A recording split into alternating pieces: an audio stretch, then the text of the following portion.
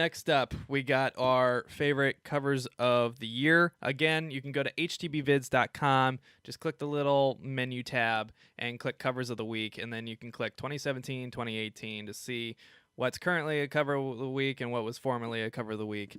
So let me get into 2017. I'm going to run you through all the 2017 covers of the week. Again, you can check out htbvids.com. An easier way would actually be to go to htbvids.com/the year. So if you go htbvids.com/2017, it will take you directly to the covers of the week for 2017 and vice versa for 2018.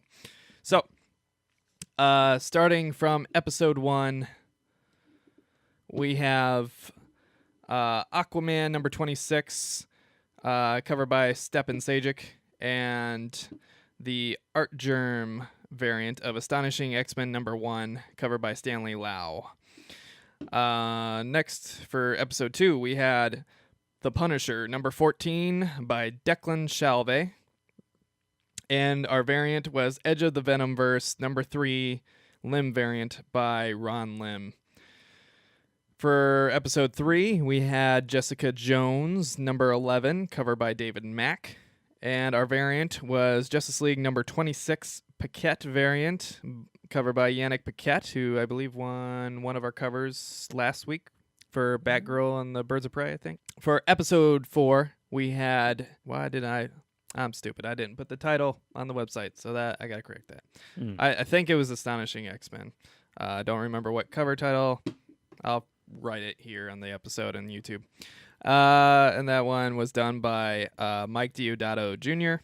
And then the variant of the week was the Dark Knights Metal number 1 Jim Lee variant, featuring Wonder Woman kicking some ass. Yeah, I think, yeah. From episode 5, the cover of the week was Nightwing number 29, cover by Stepan Sajic, who was also week 1. Stepan Sajic making a lot of appearances. Oh, yeah. And then the variant was Invincible Iron Man number 11, covered by Adi Granoff. Episode 6, cover of the week was Gotham City Garage number 1, cover by Raphael Albuquerque. This is not a good book. Don't read it. Beautiful cover, the illustration and the inside and the writing and the dialogue is just so it's pretty bad. The plot's bad. It's just not good, unfortunately. But it's based on a toy, so what do you expect? Right. And then the episode 6 variant was Mr. Miracle number 3 variant, cover done by Mitch Gerads. Episode 7's cover of the week was Maestros number 1, cover by Dave Stewart and Steve Scroce.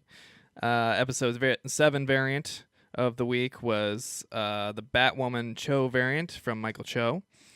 Episode 8 cover of the week was The Unsound from Boom Studios, number 5, cover by Jack Cole. And the variant was, again, from Boom Studios, The Power of the Dark Crystal, Takeda variant by Sana Takeda, who's famous for her Monstrous series, which is beautiful. Wonderful artwork. Episode 9 cover of the week was Batman White Knight number 2, cover by Sean Murphy. And the episode 9 variant of the week was Dynamite's The Shadow, cross Batman number 2 from Philip Tan. Episode 10 cover of the week was Titan Books Rivers of London, Cry Fox number 1, cover by Lee Sullivan and Luis Guerrero. And the variant of the week was Moon Knight number 188, Sienkiewicz variant by Bill Sienkiewicz, who also makes frequent appearances on our covers of the week. The raw artwork was very good, but when we went to buy it, it was a 3D cover, and the 3D was executed very poorly. Oh. And I literally liked the advertisement on the back more than the cover, and I framed the advertisement on the back. Yeah, if that tells you anything. So it is marked revoked. Yeah, that was a cover that hurt me. Unfortunately, when we see the listings, we can't tell if it's a 3D variant or not. So when we go to the shop and if it's a 3D variant, that's fine as long as it's executed well. That one was not executed well. Episode 11 cover of the week was Batwoman number 9, cover by Fernando Blanco. And episode 11 variant of the week was IDW's Teenage Mutant Ninja Turtles number 76, 1 in 25 variant from creator Kevin Eastman. I really like that one. Episode 12's cover of the week was Vertigo's Imaginary Fiends number 1, cover by Richard Pace. And the episode 12 co-cover of the week, because I guess the variants were pretty weak that week, was Dark Horse's Angel Season 11 number 11, cover by Scott Fisher, which just has such an awesome aesthetic and great colors. Episode 13's cover of the week was DC's Batman Annual number 2, Batmanuel. Batmanual? Cover by Lee Weeks. And the episode 13 variant of the week was Image's Spawn number 280, Alexander and Walcott variant, cover by Jason Sean Alexander and Denora Walcott. Episode 14 cover of the week was Marvel's Hawkeye number 13, cover by Julian Totino Tedesco. And episode 14 variant of the week was DC's Nightwing number 34, Putri variant by Yasmin Putri. Episode 15's cover of the week was Vault's Reactor number 3, cover by Dylan Burnett. Episode 15 variant of the week was DC's Wonder Woman number 36, Frieson variant by Jenny Frieson. And finally, the episode 16 cover of the week was Marvel's Tales of Suspense number 100, cover by Marco Cicchetto. And episode 16's variant of the week was DC's Batman number 37, Coipel variant, cover by Olivier Coipel. So some really awesome covers. Again, I really insist that you take a look at our website. Again, no advertisements or everything. We're not financially benefiting from this. This is for your benefit. Some of these covers are just so great, and it's great to see them all together. There you can see all the creators, the writers, the illustrators, all listed for you. And once I update it, it'll tell you whether the content matched the drapes for each one that we reviewed and are going to review. So that'll tell you whether you want to pick it up for the story as well as the beautiful cover art. Oh, yeah. We each picked our own personal favorite of the year, and then we have an overall voted favorite between the two of us. Emery, which one did you choose? Out of all of those covers, I do have to say Batman White Knight number 2. Detecting a theme, there seems to be a very successful book of 2017. Yeah. Yeah. Like when you pair a great writer with a great artist, that's one thing. Mhm. When you have some guy who has a singular focused vision and is capable of executing that in both the writing and the art by himself, Yeah. it shines. It absolutely shines through. It also helps that to further flesh out this entire, like, why you should buy Batman White Knight, this issue 2 in the cover sets up one of the concepts that people have kind of been playing with, like, a little bit before and also in a lot of ways since the movie The Dark Knight. Yeah. Just how attached to Batman is the Joker. This cover answers that by saying this guy would have a fucking shrine to him. Yeah. And it's something I harp on all the time, you know. If for a cover to not only be really good technically and visually, it's got to tell a story with the artwork alone. And this your pick perfectly illustrates that. It tells a story just with the artwork. This man who is just, you know, the coattails of the Joker combined with the mad way he's holding his hair, just facing, almost praying at this shrine to Batman he has created because he's just so obsessed. It engulfs his entire life, and Batman over him, just darkly shrouding him, you know, engulfing everything that he is, and his entire existence revolves around this one person. Like, with that image, you can say wholly and completely that this is a person who considers their own existence incomplete without this other figure. Mm-hmm. And it even put in a little a few Easter eggs in that cover too. If you look real closely, there's Oh, some yeah. famous things from Bat history Oh, that yeah, are yeah, yeah. that are pretty cool. Some gems for Mhm. those who should buy this book. You should buy this book. So take a closer look at that if you got the time. Oh, yeah. It's very, very good. Next up, mine. This I had so much trouble choosing just one because there were some really good ones, even though we've only been including picks from late July Right. through to the end of December, and we skipped a few weeks, with Christmas and I think a few other things. So I had a really tough time, but finally I chose episode 3's variant of the week. DC's Justice League number 26 Paquette variant. Yannick Paquette, who consistently does great work, and we seems to appear on our lists both this year and last year. Paquette created this awesome aesthetic with a beautiful use of lines and coloration, almost like a circus poster, like the old Barnum and Bailey circus posters that were built to catch your eye and bring you in to see the bearded lady and the strong man and the elephant man and whatever else. Yeah, it's like it definitely has the feel of you are about to see something that is larger than life. Yeah, and again, it was so hard to choose just one, but this one again, it kind of tells that story that this is such a weird ragtag group. This is the group that's supposed to bring you in. This is the Justice League, this Right. ragtag group of mismatched, superpowered egotists, Right. and it Like- shines so well. It displays Wonder Woman at the forefront with Batman and Superman flanking her, and then there's little details everywhere on the borders of it with characters popping out in the borders and the little showcases underneath.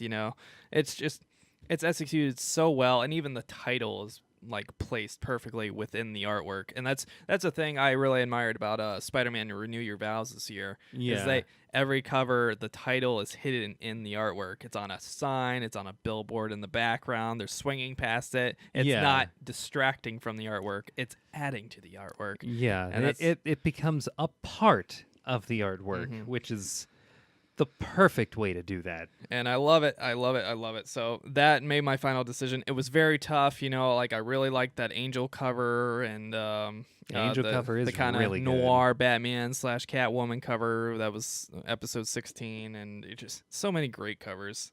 Even the one that was next to it for episode 3, the Jessica Jones, kind of self portrait, kind of LSD self portrait. Yeah. Watercolor aesthetic. It was beautiful.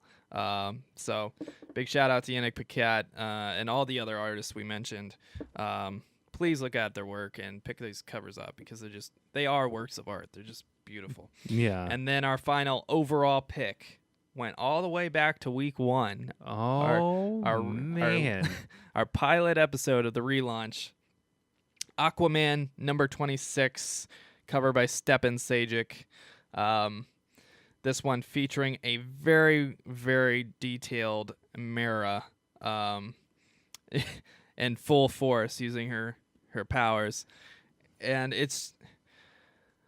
look, you have to realize just how fucking monotonous it is for an artist to draw scales repeatedly. Small, defined, well-placed scales, and doing it in a way that makes the light create the illusion of 3D imagery and realistic, imagery.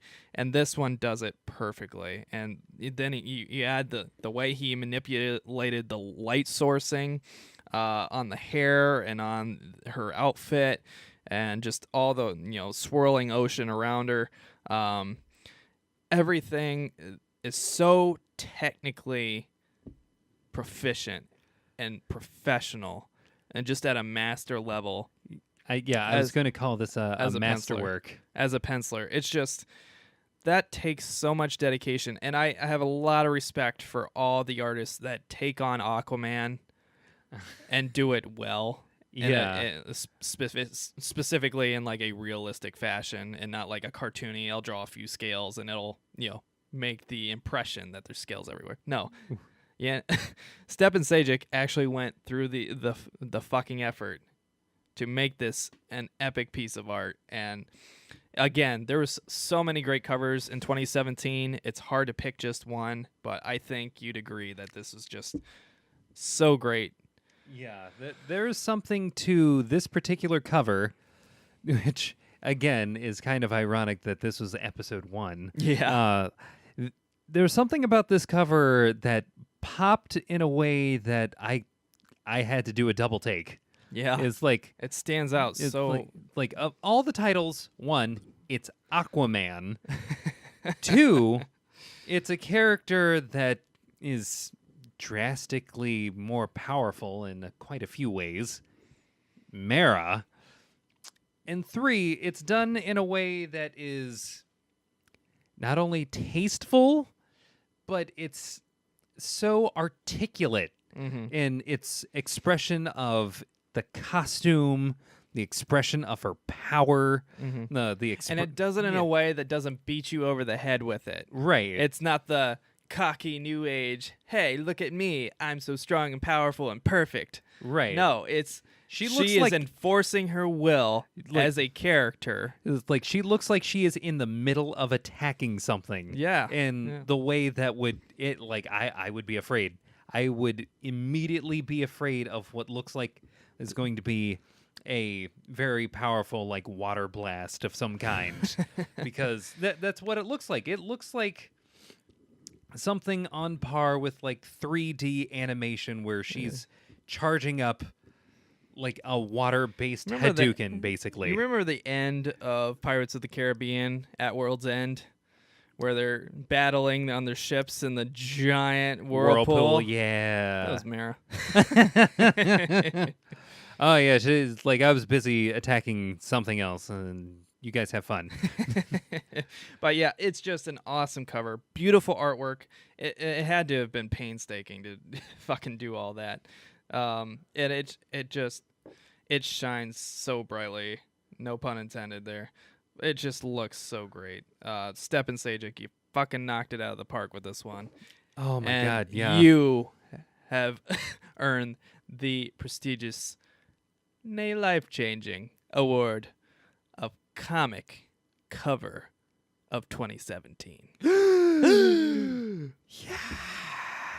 Oh my god. Holy shit, Stepan Sajic. More, please. But seriously, shout out to all the comic creators, all the writers, the illustrators, the colorists, the cover artists, the guest artists, even the publishers and the editors that take these things on, the letterists. They work so goddamn hard. And specifically in the art side of things, Yeah. unless you're a Jim Lee, you're typically just not getting the credit you deserve, and that sucks. Yeah.